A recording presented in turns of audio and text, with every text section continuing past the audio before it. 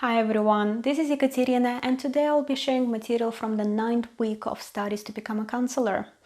So today's topic is ending the counseling relationship and what makes it good and what makes it sometimes bad. So in one of my previous videos, I have already talked about the very first session between the client and the counselor and what one can expect from that first meeting, what sort of questions, and also, as I said, what sort of structure it follows with regards to beginning, the bridge, middle section, and ending. And I thought it would be a very good also opportunity to talk about ending the counseling relationship, because for somebody who maybe is considering starting counseling soon, it's good to know what does it start with and how will it finish in good terms. And of course, in the upcoming videos, we'll be talking more about the actual counseling experience and all the things that the counselors could bring up with the client. But for now, let's just skip it over and go straight away to the end. So, as all things in life, we sometimes have good endings and bad endings. So, looking at the good endings, I would say the most important feature of a good ending is a planned ending, meaning that it doesn't just happen suddenly. And the client and the counselor do discuss the ending of their counseling relationship, and the client is getting prepared for that step into independent life, I would say. So certainly the ending of the counseling relationship should only occur when the client is generally feeling much happier than what they were feeling before they started counseling. They have a sense of fulfillment because they've achieved the goals they set up for themselves. And maybe generally they have a much better self-awareness, they know how to self-reflect, and they're feeling that they're ready to be more independent.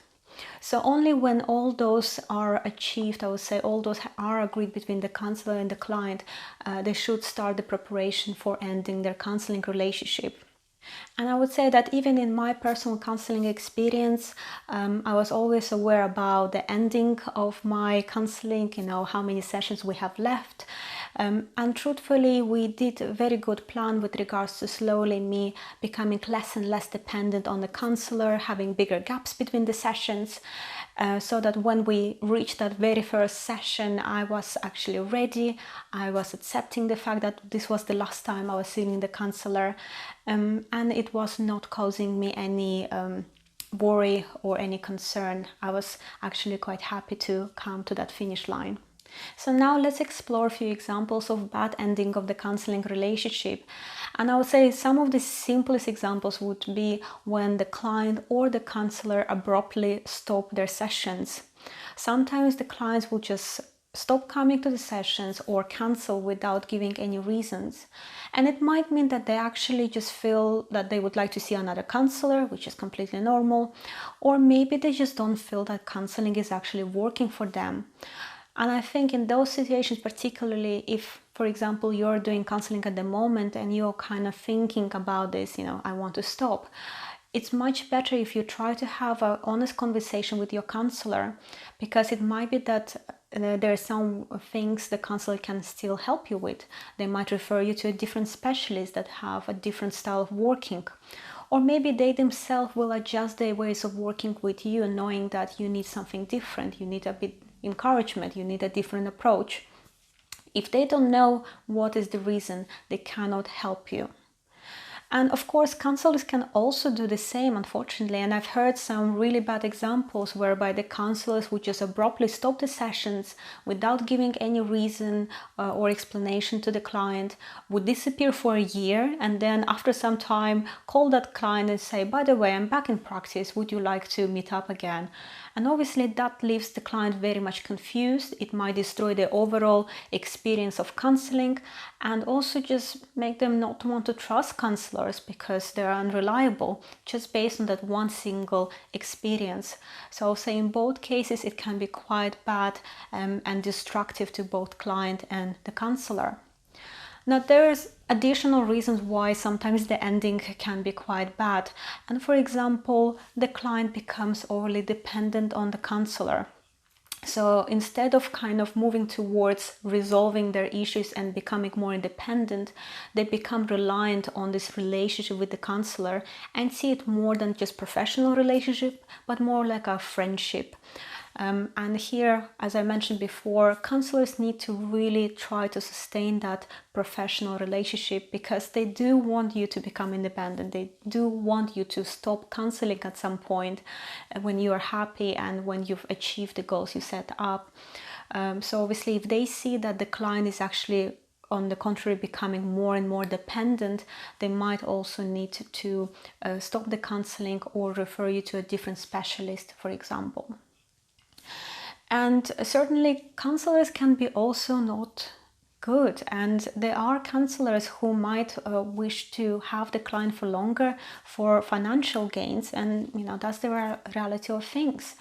And I think this is particularly bad because maybe the client themselves will be thinking, I'm doing very well, I feel like I'm actually getting better, and I think I'm ready to become independent, just stop my counseling sessions. But then they would hear the counselor telling them, no, we will lose the momentum. I think you need a bit more time with me. And depending on how the client feels, they might think, well, maybe it's only in my head that I'm getting better. But obviously this professional thinks that I'm not ready, and he knows better. He's the experienced one in this situation. So it will undermine their own kind of confidence. It might actually reverse all the benefits of the counseling. And it, as I said, it can also destroy the trust again of that client in the whole counseling industry. So this is definitely an example of really bad ending of relationship when it's actually just dragging and not ending.